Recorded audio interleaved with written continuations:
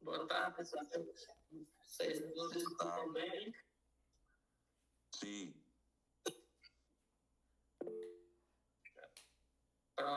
Maravilha. Obrigado. A gente vai dar início à defesa do trabalho de conclusão de curso do discente José Ferreira Souza Neto, que vai apresentar o desenvolvimento do back-end de um sistema de empréstimo de materiais acadêmicos na Universidade Federal Rural do Semiárido. Aí, José Neto, você tem 15 a 20 minutos para apresentar o seu trabalho. Então, agradecer e ao Lucas, né, por ter aceito participar, né, das contribuições que certamente trarão, né, para o trabalho. Então, pode iniciar quando você estiver pronto. Então, boa tarde a todos aí que estão assistindo agora, professor. Eu sou acadêmico do curso de bacharelado em Interdisciplinar em Ciência e Tecnologia, e hoje eu vou defender, né, meu trabalho, titulado, como o professor já disse, desenvolvimento do back-end de um sistema de empréstimo de materiais acadêmicos na nossa universidade, né, que é a UFESA, e meu nome é José Ferreira Souza Neto, e o orientador, o professor Dr. Clésio Rodrigues de Souza. A gente aqui tem um sumário, a gente vai começar com a introdução, a gente vai ter os objetivos, a revisão teórica, metodologia, resultados de discussão, considerações finais, trabalhos futuros e referências. O meu projeto, ele é apenas um projeto de software, ele é basicamente uma solução para um problema que a gente tem feito aqui na nossa universidade, que é justamente a gestão manual do empréstimo de materiais como livros, né, de forma manual. Então, eu parti basicamente do coração do nosso sistema, que é o back-end, que é justamente onde tem as nossas regras de negócio, e eu fiz isso a partir de uma API REST, né, que a partir dela a gente vai ter as comunicações, né, com os verbos HTTP, e esses são de criar, buscar, atualizar, deletar os métodos, né. Então, a gente vai acabar otimizando os recursos, né, reduzindo os erros e também, né, partir para uma base de digitalização e gestão. Então, partindo para os conceitos, né, o back-end ele é diferente do front-end, que é justamente a interface que a gente vê, né. O back-end ele tem as nossas regras de negócio, onde roda o nosso servidor e também o nosso banco de dados, né. E a API REST é justamente a parte da comunicação entre os endpoints, né, os endereços da nossa aplicação, a partir daqueles verbos HTTP que eu já mencionei, né, de buscar, criar, deletar, atualizar, né. Então, a gente consegue ter essa consulta com o banco de dados também. Então, o objetivo geral foi desenvolver esse back-end, né, de um sistema robusto, né, para a nossa universidade, por meio de uma API REST, né, que servirá com base tecnológica para futuras interfaces e otimizará o controle e a utilização dos recursos institucionais. Então, para, né, projetar esse desenvolvimento, eu acabei começando, né, com esses objetivos específicos, que foi, primeiramente, projetar a arquitetura de solução, incluindo a modelagem, né, do nosso banco de dados, a diagramação dos endpoints, que são os endereços da nossa API, e as especificações das tecnologias. Também implementei as entidades, né, e relacionamentos básicos, né, essas entidades que são justamente a de usuário, a de material e também do nosso fluxo de empréstimo, né, que garante a nossa integridade e a consistência dos dados. O terceiro passo que foi justamente desenvolver os endereços, né, da nossa API REST para criar as operações CRUD. Essas operações CRUD são justamente as operações lá HTTP, dos verbos, né? A gente tem a solicitação, a aprovação, devolução e a consulta de disponibilidade. Realizei os testes técnicos, né, os unitários de integração, onde os unitários, eles testam a nossa função isoladamente, enquanto os de integração, as funções, elas se relacionam entre si, né? Como, por exemplo, no nosso fluxo de empréstimo, onde o usuário se relaciona com o material. Então, valida o nosso funcionamento, confiabilidade, estabilidade e a segurança do sistema. E, por último, documentei a nossa API com o Swagger. O Swagger é uma tecnologia que ela documenta a API, né, com todos os seus endereços, seus endpoints, e, né, detalhando os endpoints, parâmetros algumas requisições exemplo e também algumas respostas para facilitar o desenvolvimento futuro. Então, partindo aqui para a nossa revisão teórica, partindo primeiro para a arquitetura de software, a gente vai ter um padrão API REST, né, para sistema web escalável, utilizei a arquitetura de camada, né, que cada camada do nosso projeto, ela vai ter uma funcionalidade, a gente vai ver nos próximos slides, né, adotei metodologias ágeis, como o framework Scrum, e o framework ele é um conjunto de funcionalidades que acelera o nosso projeto, né, o desenvolvimento do nosso projeto. Então, o framework Scrum ele me ajudou, pois o decorrer do projeto foi feito a partir de ciclos. Esses ciclos eles se chamam de sprint, e a cada sprint eu desenvolvi uma funcionalidade, implementei, testei, e desse jeito a gente conseguiu né, fazer o projeto de forma mais ágil e não de forma rígida. Então, a minha stack tecnológica foi Java com o framework Spring Boot, né? E eu escolhi Java por ser uma linguagem bastante orientada a objetos, né? A gente consegue usar os conceitos de família, né? De herança, polimorfismo, e ela é um padrão de mercado também para esses projetos assim, de back-end assim, robustos. Né? Por você ter a divisão de classes, né? Nessas classes a gente tem as atribuições, e também os enums, que eles têm aquelas atribuições fixas, como status, categoria, né? E também as interfaces que é justamente o contrato no banco de dados, né? Que é o papel delas. E se eu fosse, né, criar esse projeto todo apenas com Java, ia ser extremamente demorado, né? Então, eu acabei utilizando o framework Spring Boot, que ele também é um padrão de mercado, né? Os projetos Java, pois acelera muito umas dependências que você coloca no projeto. Aqui no próximo slide vai ter a tela do Spring Initializer, que é um site que você consegue começar, né, criar o seu projeto Spring. A tecnologia também do Spring Data JPA, com Hybrid, que é o Java Persistence API, a gente vai ver aí no próximo, né, que é uma dependência também do Spring. PostgreSQL, que foi o meu banco de dados que eu utilizei para criar o projeto. Spring Security, com JWT, que é o JSON Web Token, que a gente consegue criar tokens para validar, né, nas requisições no programa. O Lombok, que simplifica alguns métodos no código, né, como os construtores, os getters, etc., por meio de algumas anotações.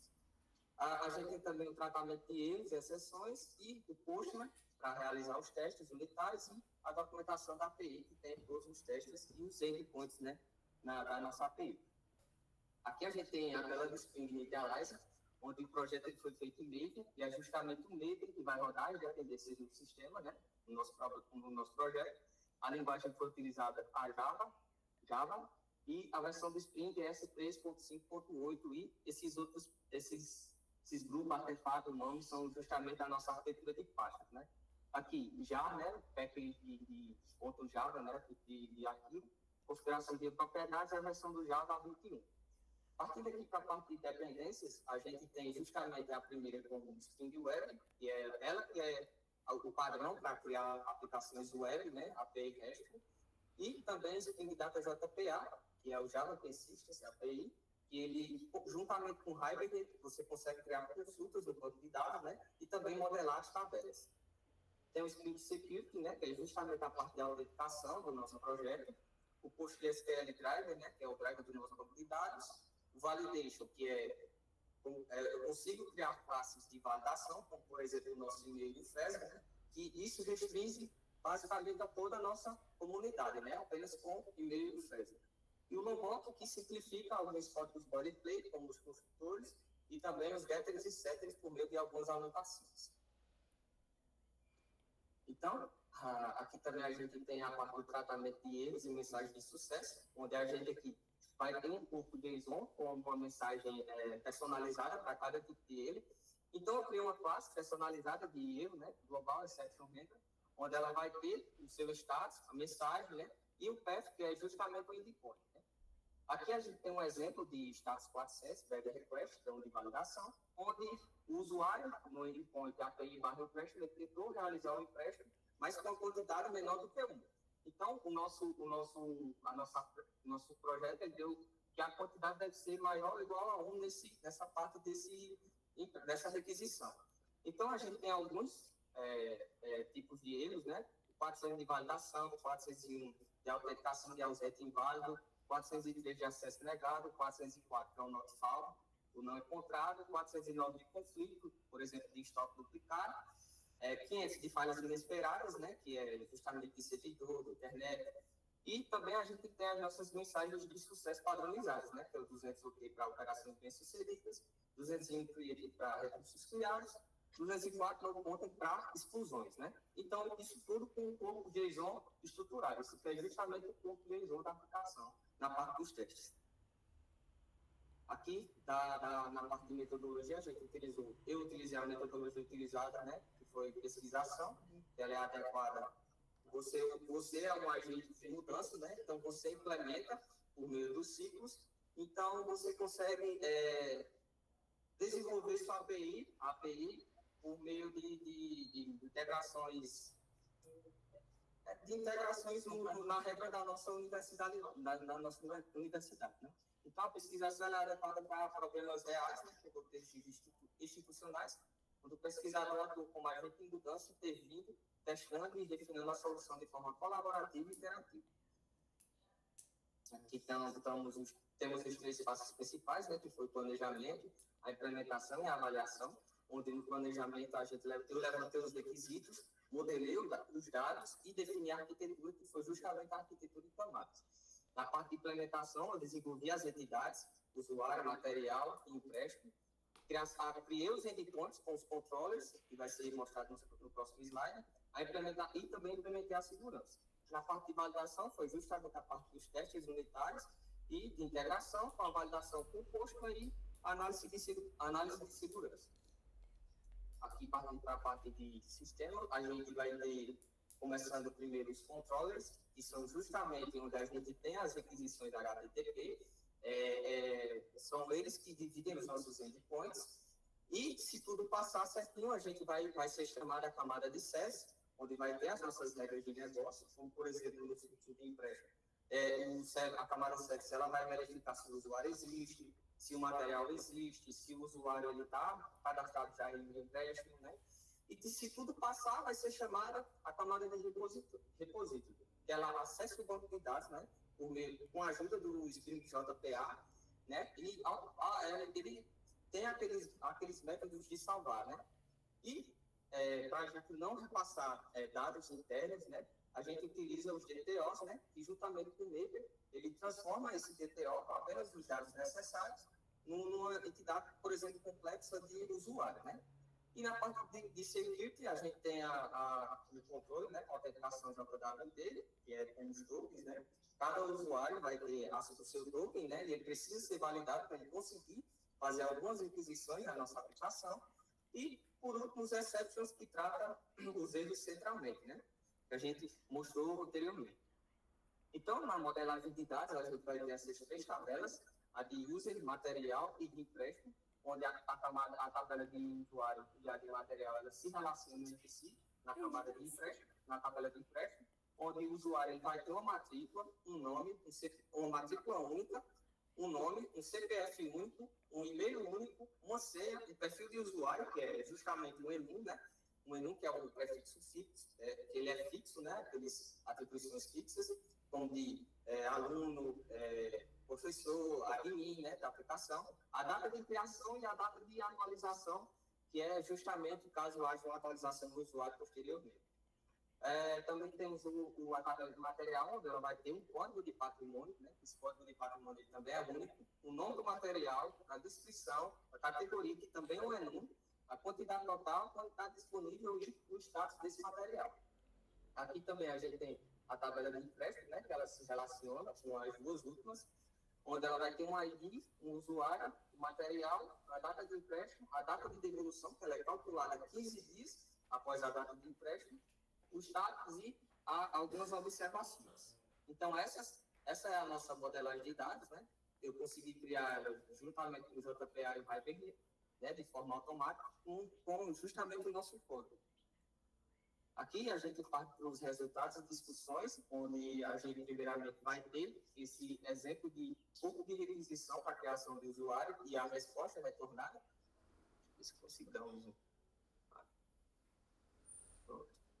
Aqui a gente vê que é um verbo post no endpoint API/usuários, onde a gente vai ter um request body no modelo JSON, onde a gente vai ter, né, o nome, o CPF, o e-mail, uma senha, uma confirmação de senha, onde essa senha ela vai ser encriptada, criptografada no nosso banco de dados, né, e também a matrícula e o perfil do usuário, né. Ao executar, a gente vai ter um status 200 de bem-sucedido, né, onde vai ter o response body, onde vai conter a matrícula, o nome, CPF, e-mail, perfil do usuário, a data de criação e a data de atualização. E a gente vê também a importância dos GDOs, né? Onde ele passou justamente os dados necessários da aplicação nessa requisição. Próximo resultado é justamente o endpoint de login, né, de autenticação, onde vai ser também um verbo post no endpoint API/out/login, onde ele vai pedir uma matrícula e a senha, né, do usuário. E na resposta, né, vai ter o token desse usuário, do tipo beer, que é justamente a validação do token, a matrícula, o e-mail, o perfil do usuário e o nome do usuário. O e-mail no padrão, inclusive padrão FESA, né? Aqui não é o padrão de aluno, mas é padrão FESA. Aqui a gente tem uma requisição de registro de material, feito no endpoint API/materiais, onde a gente vai ter também um request body no tipo JSON, o código de patrimônio, o nome do material, a descrição, a categoria e também a quantidade total do nosso material, né? A gente vê aqui também o status 201 created, né, do nosso material. Aí vai ter o response body, né, com as informações lá necessárias. Também a gente vai ter a parte da requisição de empréstimo do material, né? No endpoint API/empréstimos, vai ter justamente a matrícula do nosso usuário, o código do material e alguma observação na hora do empréstimo. E a gente vai ter também o status 201 created com o ID da transação, onde a gente vai conter também a matrícula do usuário, o nome dele, o código do material, o nome do material, a data de empréstimo e a data de devolução, que ela é calculada justamente os 15 dias após a data de empréstimo, né, de devolução. E o status em andamento, né, com, por último, as observações na hora da transação.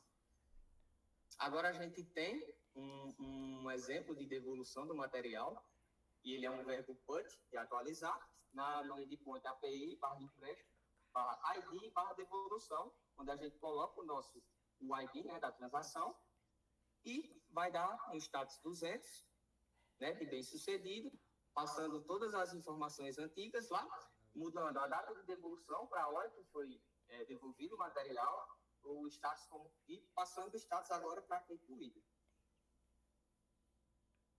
Agora, por último, a gente tem a nossa interface web, né, com todos os endereços da nossa API, onde a gente tem, primeiramente, os três controllers de admin, né, que é o do usuário de criar o usuário, buscar o usuário na parte de role admin, material e empréstimo, onde a gente consegue buscar o usuário por matrícula, atualizar por matrícula, deletar por matrícula, buscar todos os usuários cadastrados e criar um usuário.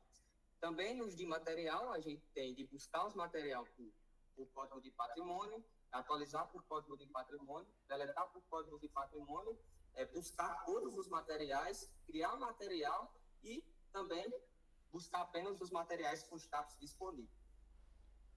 Também, o mais importante de todos, né, o endpoint de empréstimo. A gente tem esse empréstimo controller, onde a gente testou, né, esse de devolução.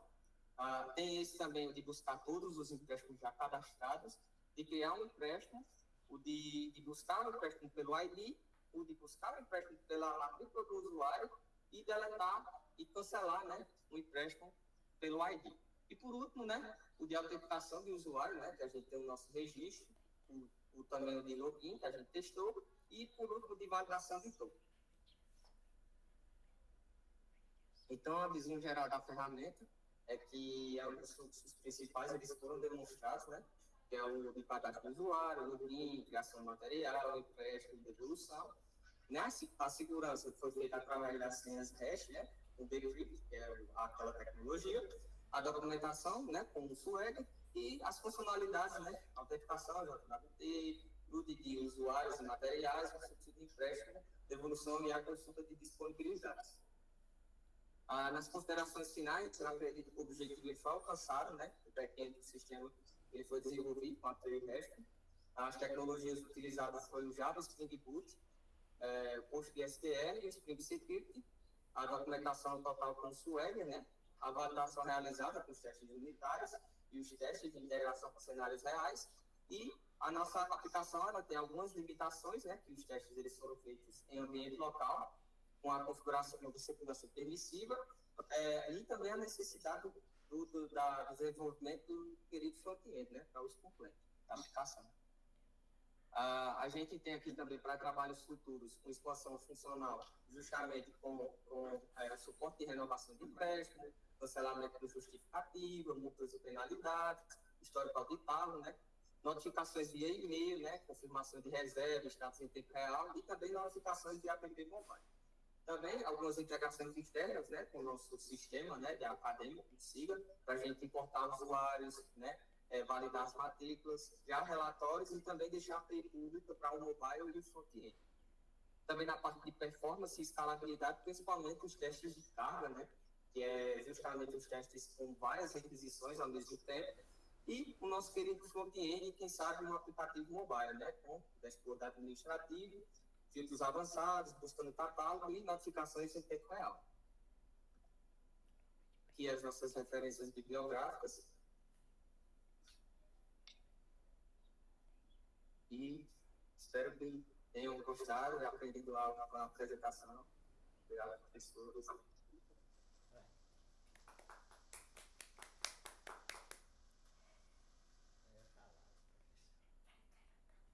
Palma aqui que eu não sei. Parabéns também pela apresentação, né? Foi tempo esperado. A gente vai passar para a segunda etapa, né? Que é a revisão da banca. A gente fez uma escolha, né? Perfil mais de usuário, né? Que vai lidar diariamente com o sistema. É a Gleice, né? Ela trabalha aqui na secretaria e